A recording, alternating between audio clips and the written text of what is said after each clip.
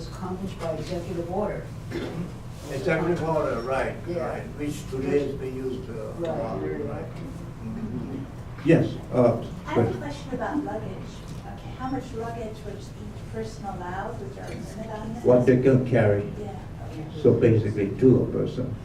That's all you can carry unless you put it on the top of your head or something. Yes, Yeah, one of the officials, his name was Meyer. which yes, is yes, a good German name. right. So I know the Germans were also put in camps at the time. That's true, some of them were, yeah, but they didn't put families in there. They just took some, yes, you're right, Italian too.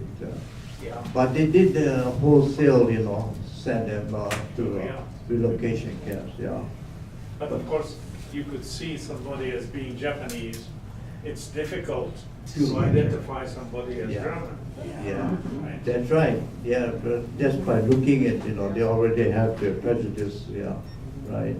And, you know, the head of the Western military command, you know, General DeWitt, he was very racist, you know, and he made it clear.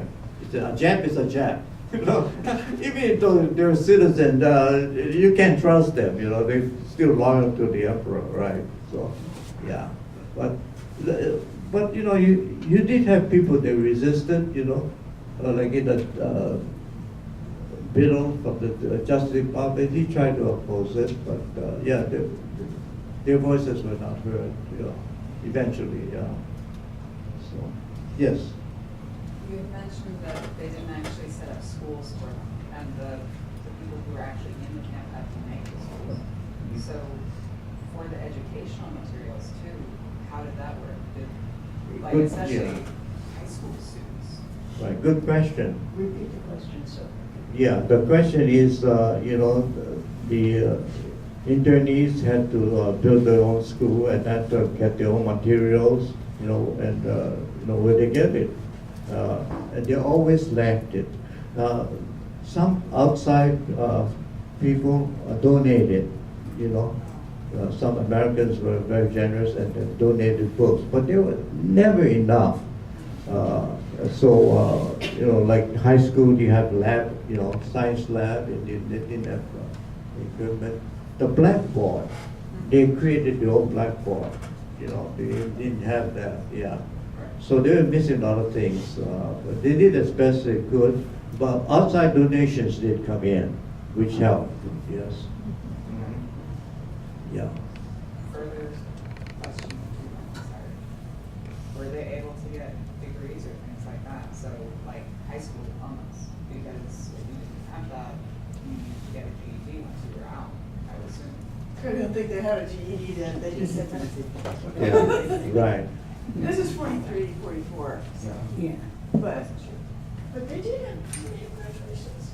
Yes, they did have Yeah. graduations, They were yeah. no teachers. They had prom, yeah. They tried to do, you know, like regular school, They gave you diplomas. yeah. They did have graduation, right. When they got out of the camps though, like when it all ended, like how did they manage to get back on their feet and survive? Like what came after? Okay, that's a good question. What is the Uh, question? The question is, you know, after the camp closed, you know, how did, you know, what happened, you know, actually, I talk about traumatic experience. There were 4 of them. One, when they were forced out of their homes. Second, when they went to the assembly center. Third, when they went to the relocation center. And the fourth was when they were released. A lot of the older essays did not want to leave the camp. The reason is, where they going to go? They lost their home, and they didn't want to go to a place where they might be facing more persecution. And so, you know, they didn't want to leave. They said, we'll stay here. The government forced them out. The last camp to close was Boston on November the 28th, 1945. The war had ended already in May, but they were still there. They finally got them out. And most of them went back to California. Over 50% went back to California. Now, the WRA program was to assimilate the Japanese. You know, there was to close the camp and send spread them out. Don't have them go to the West Coast. Spread them out. Take them to the Midwest and the East Coast. But many of them say, oh, no, they're not familiar with other parts. They want to go back to California. The young people tended to go the Midwest. Today, if you talk to some Japanese families, let's say Chicago, and you trace, look, when did they come to Chicago? You find out that because of the internment camp experience. After they closed it, they had to go someplace, and they went to Chicago. Yeah. So yeah, that was a traumatic thing. And really, if you're doing research, that's one area that needs more research. Yeah, that's. We need to find out more. The problem is people are dying off. So, you know, unless you have interviews recorded, you know, I yeah. was just wondering if they were homeless or like, I mean, I'm assuming they were, like, where did they go? Like, was there housing for them? Was there any type of help? Yeah, they lost their homes, so, you know, there's no place to go. And when you know, elderly, it's difficult for you to make that judgment. Young people perhaps can go out and, you know, reestablish themselves, but it's very difficult. It was very traumatic, you know. So, yes. My mom and dad went to, they were at Poston.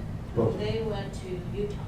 Utah, okay, And they, right. and they Yeah, farmed. yeah. My father was a Farm, farmer, mhm. and he worked at a cut copper during the night, and then he got up early in the morning, Morning, and right. left work, came home and farmed, went to bed at 7 or 8, Yeah, went to work at 10, so he got 2 hours of sleep. wow. I mean, that was life back Yeah, in the back day. in those days, yeah. Mm-hmm, yeah. Right. Yeah, it does, you know, people ask me, were you at the internment camp? I said, no, you know, because I was in Hawaii.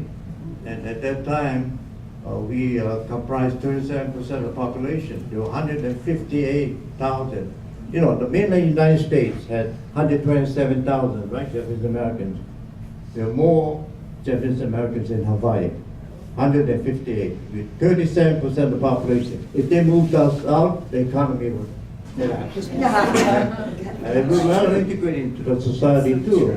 And the logistic, how many boats can you, ships can you have to move all those people? So we stay good. They did take community leaders, 1,000 of them, and then ship them out there. As I mentioned, 155 ended up in Gila River. From Hawaii. From Hawaii. Yeah. Yeah, I guess my parents ended up, and I'm not sure why they, a large majority of, well, like the high school I went to in Gardena, Right. it was probably 20% Japanese American.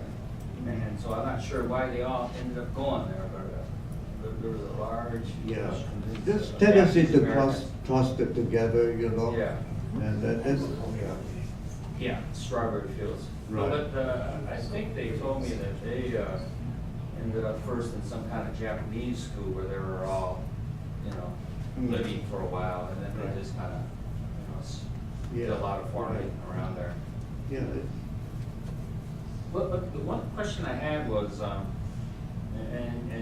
you brought it up, my grandfather, he was pretty successful before the war, but then like you said, after the war, he was just broke and drunk and everything. Right, So right. I'm not but he ended up going, because he was at Issei, he ended up going into one of these, prisons or whatever. Right.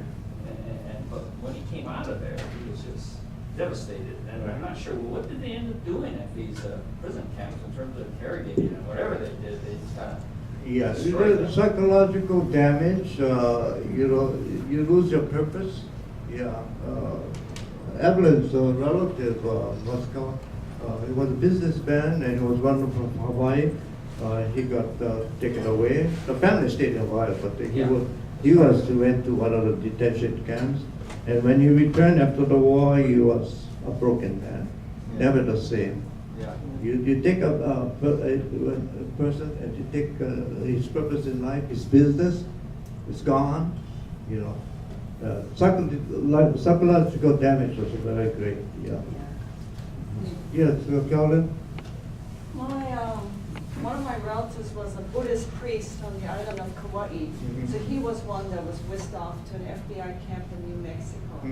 And they gave them a choice of either staying in camp or going back to Japan, repatriating. So he went back to Japan and he was killed in the bombing just before the war Wow. ended.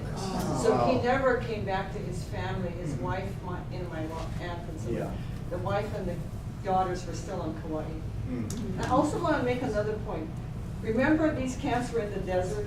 There was no air conditioning. Right. Because when I was in Hawaii, I met one of the internees, Larry Iwami, and he told me it was horrible. He was at Gila River. Mhm. He said they had to build their own swamp coolers Mm.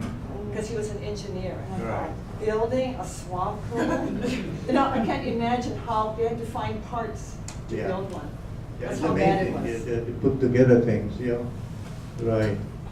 And the heater, when you know how that desert, it gets cold, later on, and the heaters didn't arrive on time, so, yeah, there were a lot of complaints, yeah. Yes, Were there any internment camps in the Midwest? no, No? you see, they were like this, 2 in Arizona, right, Boston and Gila River, 2 in California, Mazada and Tule Lake, and then you have 1 in Idaho, actually 2 in Arkansas, Swampland, Rover and Jerome, 1 in Idaho, Minidoka, 1 in Utah, Topaz, 1 in Wyoming, Hot Mountain, and 1 in Colorado, Granada. That's it. 10. None in Because Nevada? my No. husband, he's from Wisconsin, and he used to go and work for Delmonte, doing pea picking. Mm. And where they stay, he said, they're in barracks, he said he thought that was an old internment camp. But Yeah. none in the Well, it could have been Midwest. a POW. There might have been an FBI camp. Because there were, Yeah, there were other. Yeah, that's why we talk about it, yeah. There were all those under the Department of Justice facilities, there were several of those. And then some went to the military facilities like Fort Sill. And, yeah, so they were spread out, but those are smaller detention camps. So- Yeah, they're not, we're talking about relocation camps that are huge. Yeah, right. Yeah, huge. Yeah. So, you run into people like Crystal City in Texas, You had also Japanese Americans from Latin American countries that went there, like Peru. A sizable contingent from Peru were rounded up and sent to Crystal City. Yeah. So Alaska, some Alaskan Indians. Alleys. Yeah, they were sent to camps as well. So, yeah. The Aleutians? Illusions, right. And then actually we included the redress movement, right? Yes. Calvin, you know Yes, about we that. did include them. Right, yeah. A lot of these things we don't know about. Living in Hawaii, I knew about Sand Island as an assembly center, and then when they're shipping it to the relocation center. But there were some that were detained in Honolulu, which those of you who are familiar with Oahu, is a Waianae side. I drove there many times, but nobody talked about it. I didn't know about it until recently. And today you can't, actually you need permission to go there because they're trying to fix it up. Yeah, there were, I think at least over 200 that were there. So, but a lot of these things, even the Canada Mountain, there's a camp, Hirabayashi. I didn't know about it. We had a Japan American Society meeting one day. This man walked in and he says, I was an inmate at labor camp on Canada Mountain. I'd like to go up there. And we looked at each other and said, what are you talking about? That's the first time I heard about it, Yeah. And so many of these things you don't realize what was going on. Question in the back? Actually, it was more of a comment. On Mount Lemon, there was a prison camp that was previously used for normal prisoners to do labor, and then once the war came, they sent those people. So maybe he meant Mount Lemon instead of Catalina Mountain. Same place? Oh, it's the same place? Yeah. Oh, I didn't know. On the road, Yeah. Catalina Highway. Yeah. Mile 07, the one that he's talking about, you can go up there, it's like, there's a campground there too, like Molino Basin or something. Yeah. We're planning. Yeah, interesting. The reason why, you know, a lot of these things were not talked about is actually part of it is the fault of the Japanese Americans themselves. It was partly cultural. Many of them, the Easties especially, didn't want to talk about it. You know, shikatakanai, that is, it can't be helped. You know, kind of a fatalistic attitude, and they did, you know, they shut it off completely. And even the Easties, some of them, the older ones, didn't want to talk about it. And it took the third generation to really, with the Vietnam War, with the civil rights movement, and things started to break open. And the younger generations were curious, wanted to know more about it. And just when you start to get oral history, the collection of it. And today there's a sizable collection.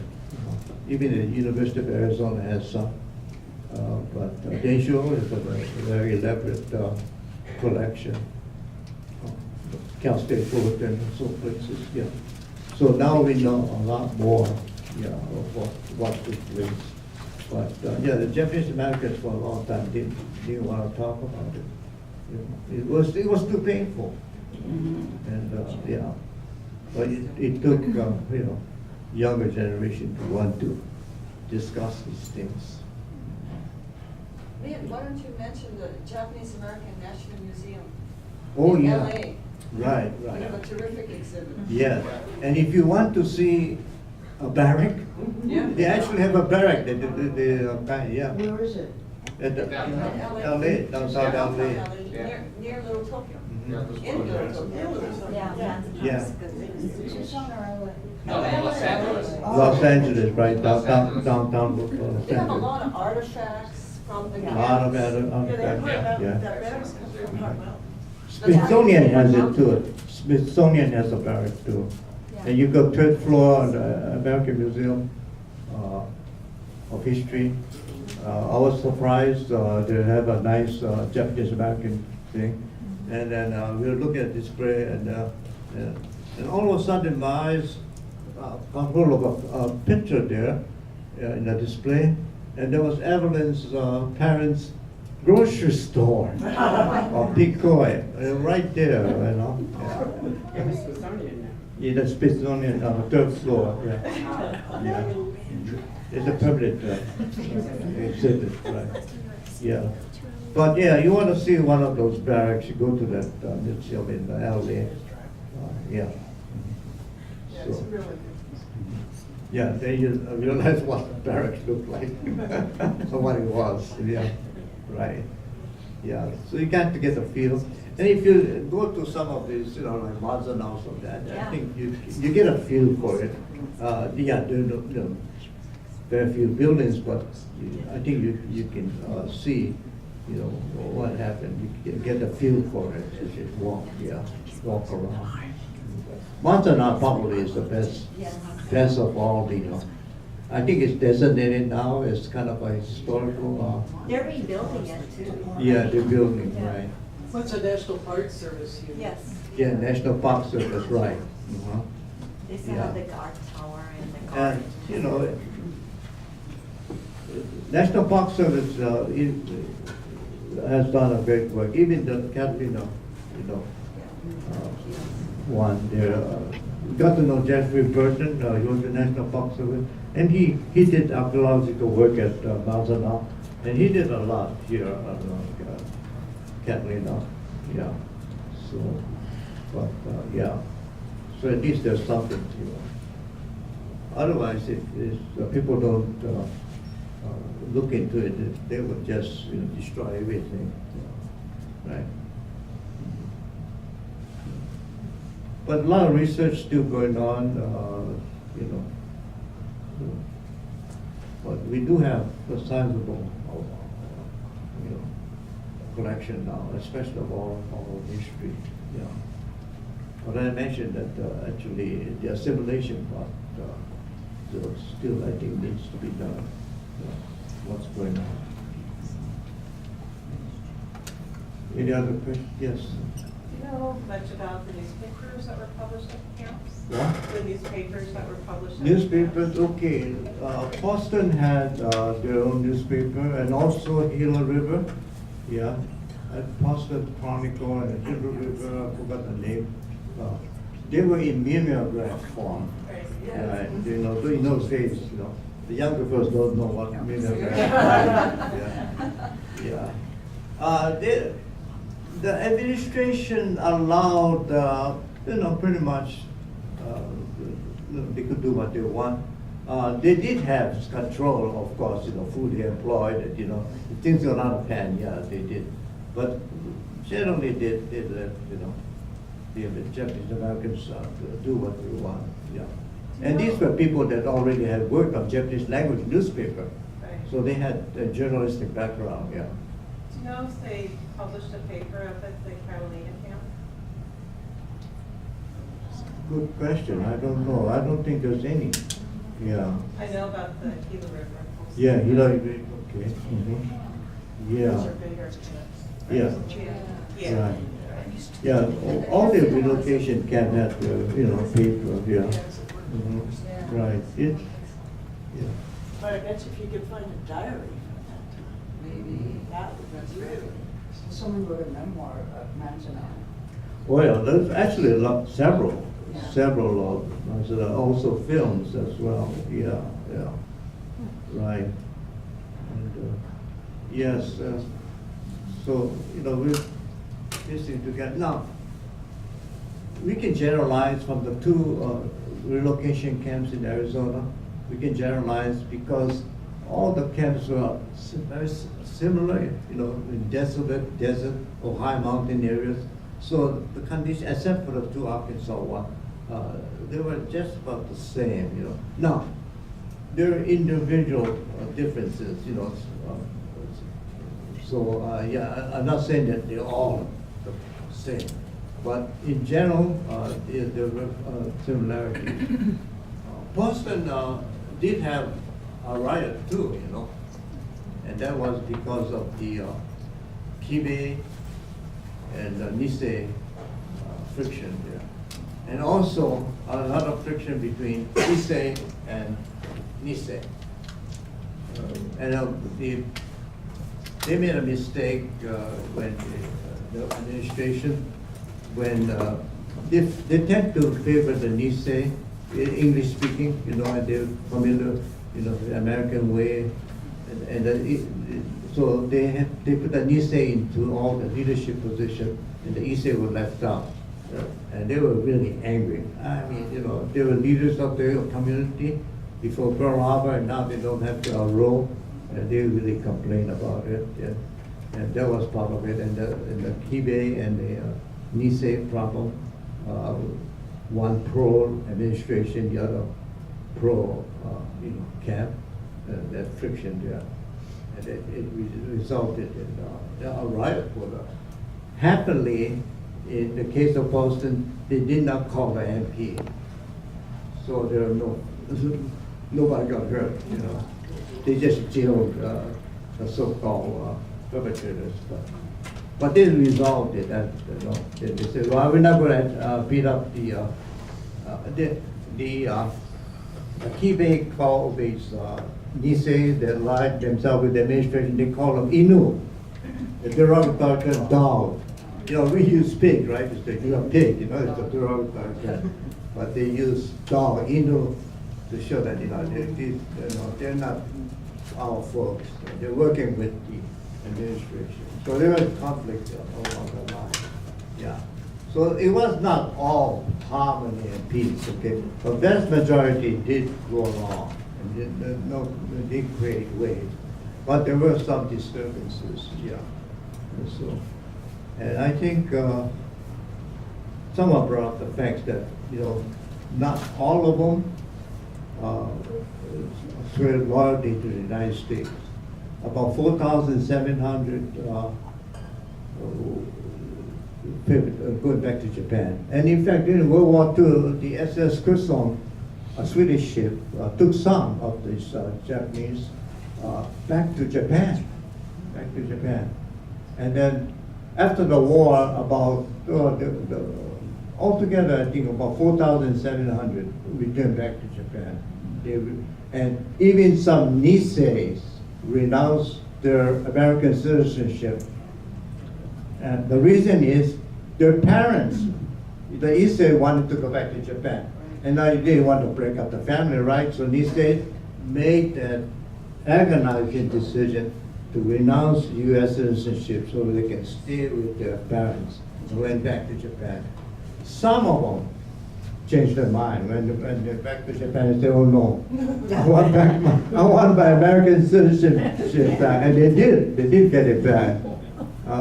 But not to say that all of them were, pro-American. That some wanted to go to Japan.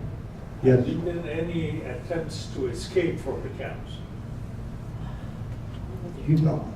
I can't think of any. Now, some got shot and killed. They were approaching the wire, the barbed wire, and then some of the sentries got trigger happy, and there were a couple of them that got shot and killed. But there's no attempt to.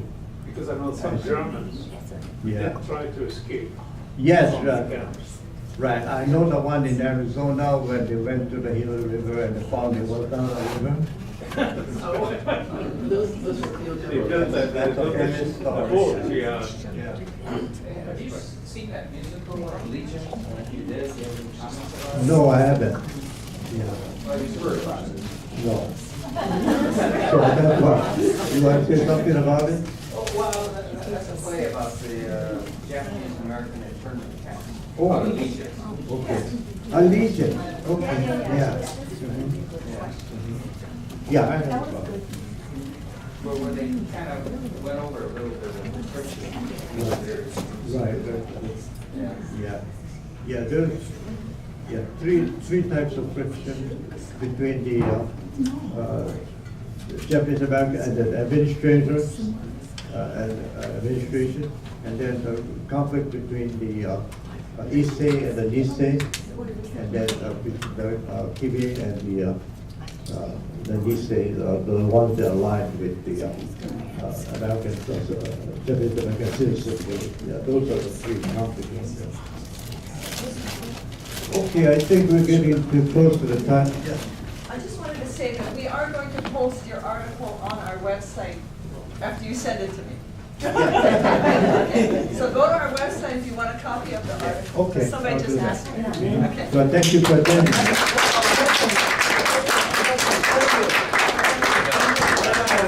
Oh, okay. Katie brought some senbei, so you can help yourself. Oh.